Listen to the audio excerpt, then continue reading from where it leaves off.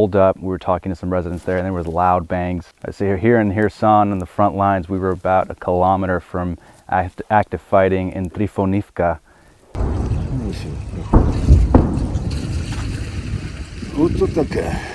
Artillery mostly, most of it outgoing, but some of it was unfamiliar to us, and a unit pulled up. They had a tablet, they were looking at drone footage, and asked, you know, is most of this outgoing? They said, yeah, but some of it's incoming. And they said, like, that's a tank firing. So we were a kilometer from contact. Trifonivka has been liberated, but it's right there on the gray zone. You don't go a minute without hearing some kind of bang. We saw trenches that could have been dug in World War I. I mean, these were Russian dug trenches that were in a straight line, not zigzagged. You go in there and it's a tin pan of some kind of stew that's still left there with a spoon in it.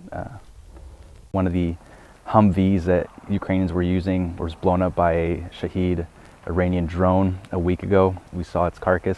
But another thing we're seeing is some of the villages, especially those further from contact, the people are quite open, they're quite happy to talk. And Путін хуйло, і хай, сука, блядь, прийде, людей мирних не вбиває, скотина, животна. Щоб він здох, блядь, прости мене, Господі. Closer to contact, people don't want to be filmed, they don't really want to open up as much, and they're still afraid of Russians.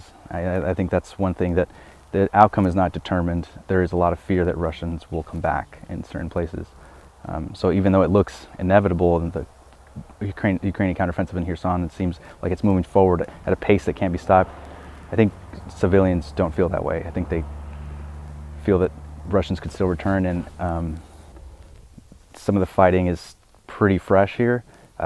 This village was liberated in August, but it's completely destroyed. We talked to a homeowner who went in his house, and it's completely destroyed.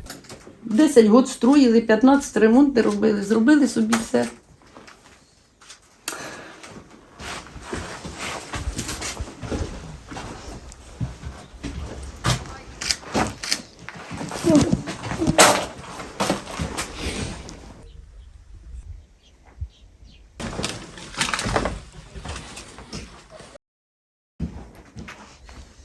Ой, Господи.